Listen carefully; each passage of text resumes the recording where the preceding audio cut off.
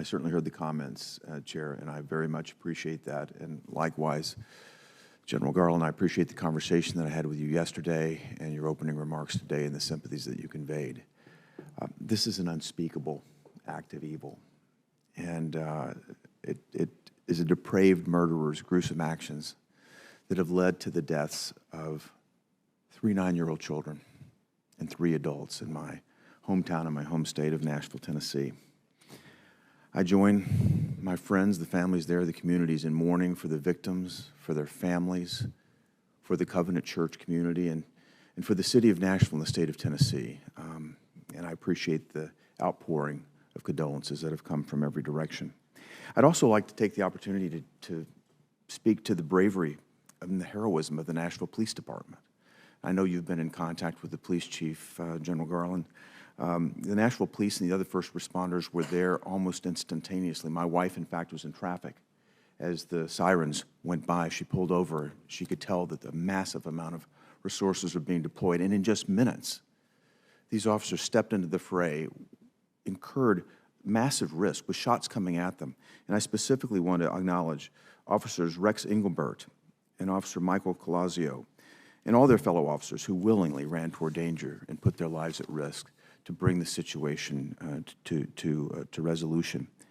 It's a very complex set of circumstances, and the families there not only deserve the full resources of the Department of Justice to find out what happened, but transparency about what happened and why. We've got to do everything we can to prevent a tragedy like this from happening again.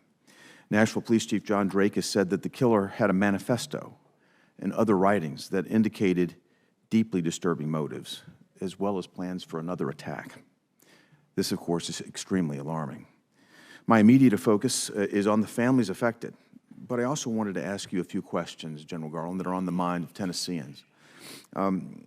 First, General Garland, you mentioned in your testimony that the FBI and the ATF are involved, but can you walk me through the department's response and involvement in the investigation at this point? Yeah, so basically the ATF office just emptied out. Everybody in that office ran to the scene. They and the FBI did as well. The first job, of course, for ATF is to try and trace the guns from the serial numbers as soon as they could get them, find out where they were purchased, et cetera. And the FBI is now working with the Nashville Police to determine motive, and that includes all the normal ways that you would think, going through social media, going through what was recovered from the search of the house, of that sort of thing. But they will stick with this as long as it takes. Well, thank you. As I said, my immediate focus is the victims and their families, but transparency is important too.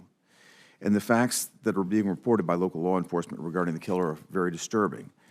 Law enforcement officials have indicated that the killer may have been motivated by deeply disturbing beliefs. And you responded, of course, to Senator Kennedy just a few minutes ago that the motive is not yet known.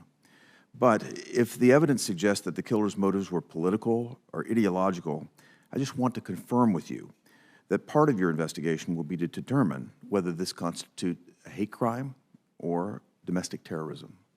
Yes, a motive that is based on the religion or the political ideology of the victims is a hate crime. Thank you very much for confirming that, General Garland. I appreciate that.